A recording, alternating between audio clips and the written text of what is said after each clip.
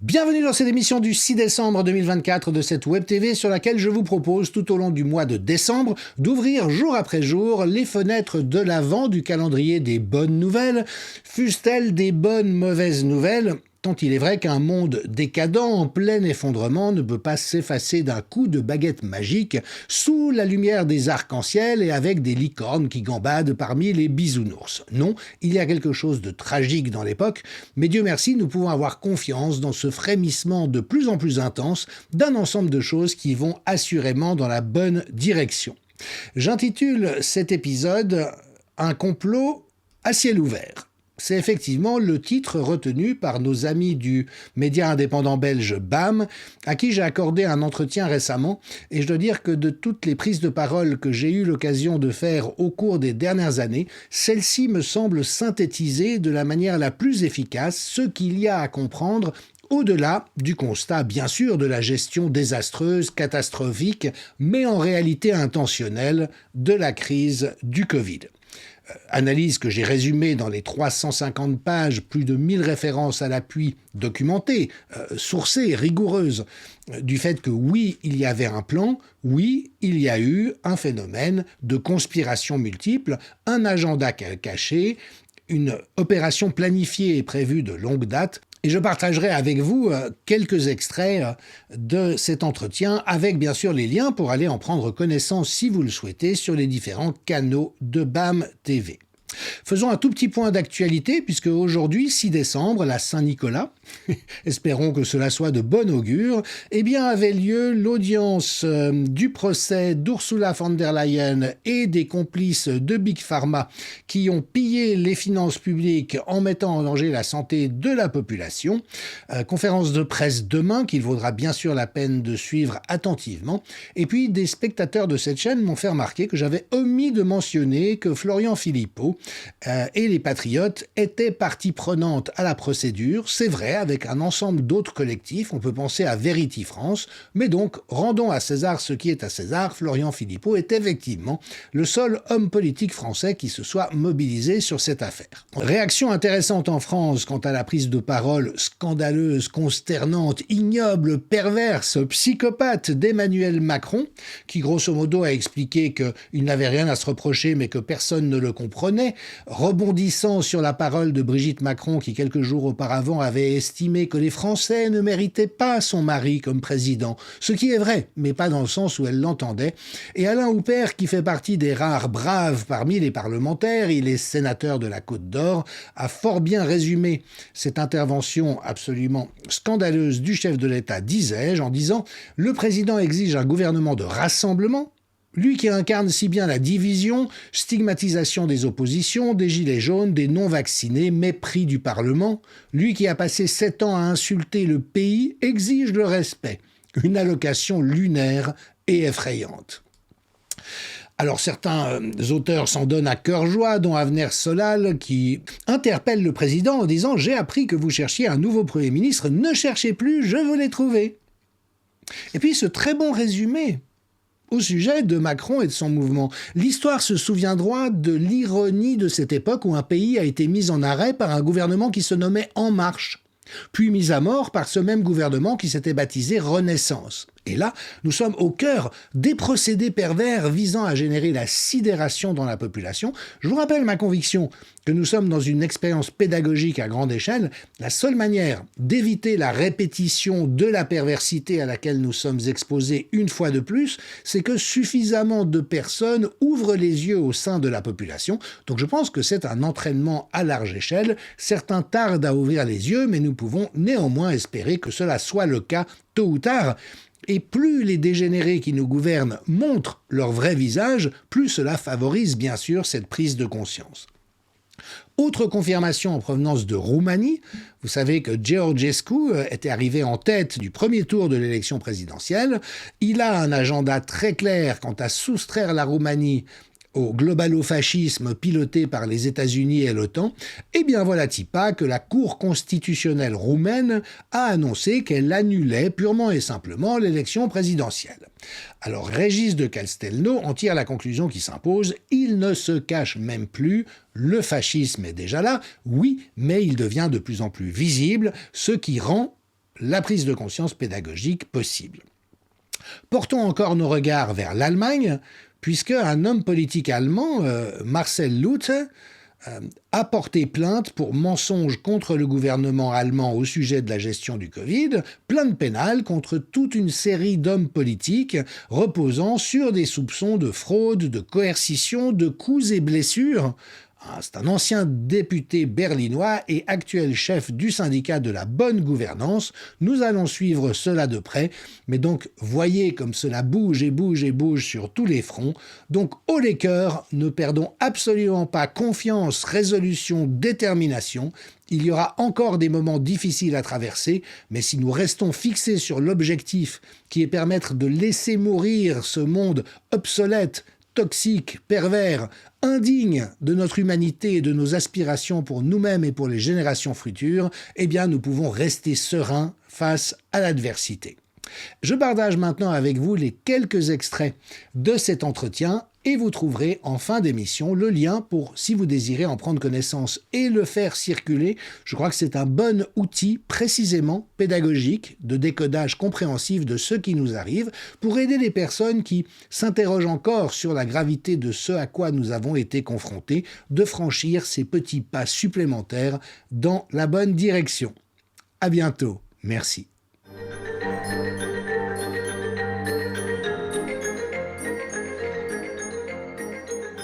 Les rédactions étaient captives notamment en amont et en aval. En amont, parce qu'il y a un institut de journalistes qui s'appelle Pointer et qui aujourd'hui fait la liste des experts que vous êtes habilités à inviter ou pas si vous êtes un média subventionné par l'État ou dépendant du mainstream. Et c'est pour ça qu'on a vu tous ces experts très problématiques qui n'ont cessé de dire des conneries épouvantables, mais pire que de dire des bêtises, de dire des choses qui étaient haineuses.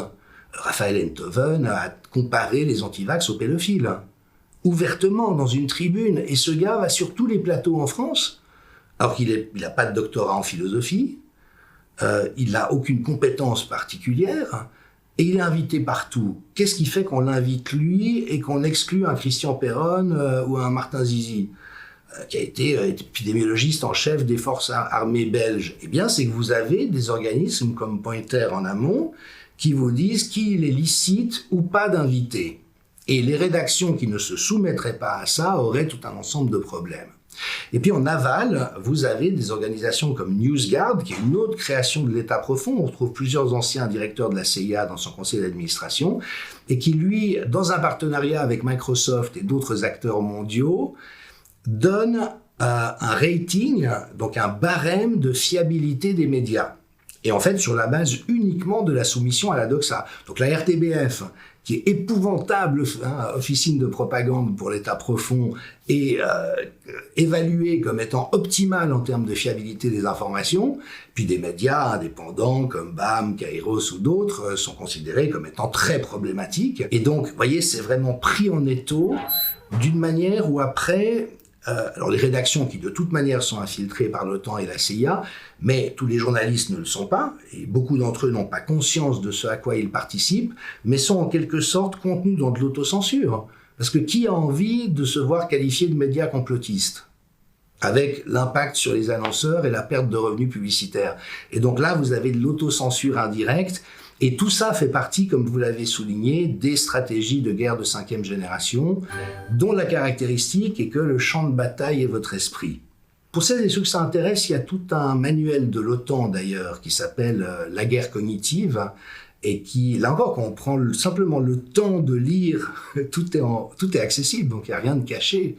C'est là où on a ce paradoxe, c'est à la fois un complot monstrueux, parce que plein de gens ont conspiré pour que ça se passe comme ça, mais ça n'est pas un complot parce que tout est accessible.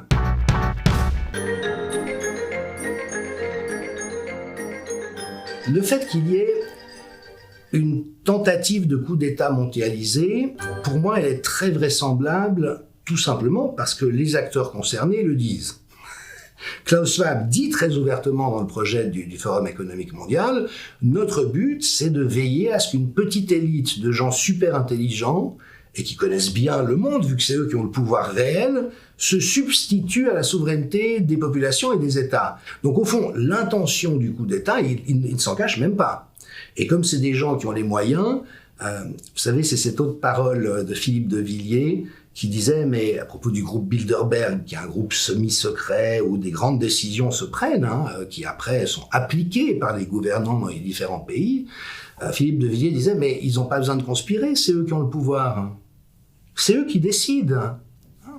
Et on sait en France, par exemple, comment François Fillon, dont la candidature a été torpillée par des moyens illégaux, c'est le parquet financier qui s'est acharné sur lui, et dont la présidente a révélé après coup qu'elle avait reçu des ordres pour faire tomber Fillon le plus rapidement possible, sur un motif qui concerne probablement 200 députés en France dans l'hémicycle. Eh bien, François Fillon a confié à Philippe de Villiers, mais Bilderberg préférait Macron parce qu'il était totalement en phase avec leur agenda, alors que moi, j'avais des réserves. Donc ça montre jusqu'où ils vont. Donc j'ai envie de dire, voilà, l'hypothèse du coup d'État, elle est très forte parce qu'on en voit les signes, les traces et que ceux qui sont concernés le disent. Le constat que le coup d'État a déjà eu lieu, il est un peu différent. Il résulte de l'analyse des systèmes de pouvoir dans notre société et notamment de ce constat, est-ce qu'on applique au niveau des politiques publiques et du choix des responsables ce que la population veut ? On l'a vu avec la votation sur le traité européen en 2005. Le peuple français refuse catégoriquement. Eh bien, on réunit 2 ans ou 3 ans plus tard le Congrès à Versailles, donc le Sénat et l'Assemblée nationale, et qui balaye la décision du peuple.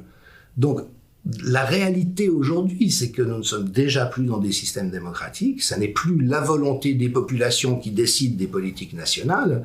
Donc, le fait que le coup d'État ait déjà eu lieu, c'est un constat, si vous voulez, de ce qui régit réellement la prise de décision publique, et notamment cette disqualification de la volonté populaire. Et puis, le coup d'État planétaire comme projet de gouvernance mondiale qui asservisse les peuples, c'est l'hypothèse la plus forte que nous ayons. Là encore, parce que les preuves nous en sont données. Yuval Harari, qui est un des conseillers de Klaus Schwab, a dit, il faut quand même savoir entendre ses paroles, au fond, la crise du Covid aura été très opportune parce que ça nous a permis de montrer à la population qu'il était important qu'elle renonce à ses droits à certains moments et qu'elle soit d'accord. Chic. Mais donc ça veut bien dire qu'ils ont l'intention après de réutiliser ce modèle par rapport à l'urgence climatique. On parle de confinement climatique d'ores et déjà. On voit le QR code à Paris pour les Jeux Olympiques. Avec le terrorisme ou la guerre, il peut y avoir d'autres opportunités. Donc on voit que c'est leur mentalité. Donc coup d'État, mais qui ? En fait, qui est derrière cette guerre contre les peuples ? Excellente question. Je me suis beaucoup questionné parce qu'alors on voit tous les acteurs.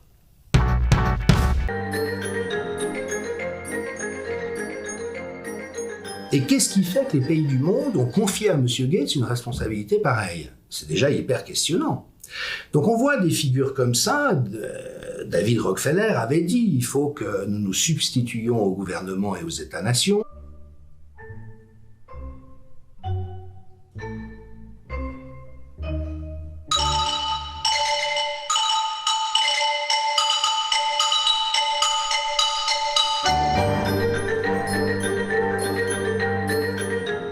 Monsieur Soros, qui est un autre grand spéculateur, qui a plein d'ONG bidons, parce que je rappelle souvent, les ONG, normalement, c'est une émanation de la société civile. Vous avez une juste cause pour laquelle des militants luttent, vous faites des associations et vous cherchez à vous faire reconnaître. Eux, ils font autre chose, c'est qu'ils créent des ONG avec les milliards dont ils disposent, ils engagent des activistes pour faire croire que c'est des ONG et ils infiltrent les gouvernements. En Europe, par exemple, la Cour européenne des droits de l'homme a été complètement infiltrée par George Soros, ça a été révélé dans la presse. Donc on voit ces figures, et puis alors avec l'émergence de mastodontes de la gestion de biens comme BlackRock, Vanguard et d'autres, qui aujourd'hui atteignent un tel poids mondial que ça n'a plus rien à voir, même avec des grandes fortunes comme les Rockefeller et les Rothschild. Là, on est à un échelon complètement différent, et puis savoir qui nomme ces gens, quel est le projet qu'ils poursuivent. On sait par exemple que BlackRock est très engagé dans la migration de masse de mauvaise qualité qui endommagent beaucoup les sociétés occidentales. Ils sont à fond derrière l'agenda LGBTQI en exigeant même des entreprises dans lesquelles ils ont investi une partie de leurs fonds, qu'elles aient des politiques inclusives, qu'elles fassent des politiques de publicité pour promouvoir les figures transgenres et autres. Donc là, on sent qu'il y a beaucoup de choses qui travaillent. Est-ce qu'il y a un noyau de gens qui tirent les ficelles au bout du compte, ou est-ce que c'est plutôt la tentation totalitaire des riches et puissants à travers le monde? Là, j'ai pas encore la réponse à cette question. Mais il y a un agenda, objectivement. Il y a un agenda objectif, et là encore qui n'est pas caché. Mais du coup, s'il y a un agenda, il y a forcément quelqu'un qui a écrit cet agenda, qui l'a conçu. Oui, mais là encore, on trouve des traces longitudinales depuis très longtemps. Déjà dans les années 70, vous saviez, Jimmy Carter, qui était président américain à l'époque, avait un secrétaire d'État qui s'appelait Zbigniew Brzezinski, un Polonais d'origine, et qui a écrit beaucoup de choses sur ça. Et notamment comment, à l'avenir, il allait falloir s'assurer que la population soit divertie en permanence, un système qu'il appelait le tititainment. Titi, en anglais, c'est de l'argot pour dire le sein ou le téton, et pas du tout dans une dimension sexuelle ou pornographique, mais comme un nourrisson à qui on vient donner la tétée pour qu'il digère et qu'il s'assoupisse. Et il disait, étant donné la captation de ressources par les riches et puissants et la domination mondiale qu'on veut mettre en place, il faut s'assurer que le peuple soit chloroformé à coup de divertissement, à coup de système d'assistanat et de subsistance pour qu'il crève pas de faim et qu'il se révolte pas, mais sans qu'il ait aucun pouvoir de nuire. Donc c'est extraordinaire. Il y a déjà plus de 50 ans, les responsables américains le disaient ouvertement. Donc oui, cet agenda, il remonte à il y a très longtemps. Et en fait, l'hypothèse la plus vertigineuse, mais comme je réfléchis en hypothèse, je ne m'interdis rien. Vous voyez, c'est ça aussi l'avantage, c'est qu'aucune hypothèse n'est taboue. Et une des plus flippantes, mais qui malheureusement a une chance d'être vraie, procède d'une analyse de Hannah Arendt. Vous savez, la grande philosophe analyste du totalitarisme, qui en 1945 prévenait en disant « Attention, l'Allemagne a perdu la guerre, mais les nazis probablement pas ». Et elle, son analyse, c'était que les nazis avaient probablement choisi de sacrifier l'Allemagne parce qu'ils ne pouvaient pas établir une domination mondiale dans le rapport de force qui existait à l'époque, mais avec déjà le plan de se recycler dans tout le monde occidental pour pouvoir accéder aux positions de pouvoir. On a vu à travers, par exemple, le projet Paperclip. Exactement.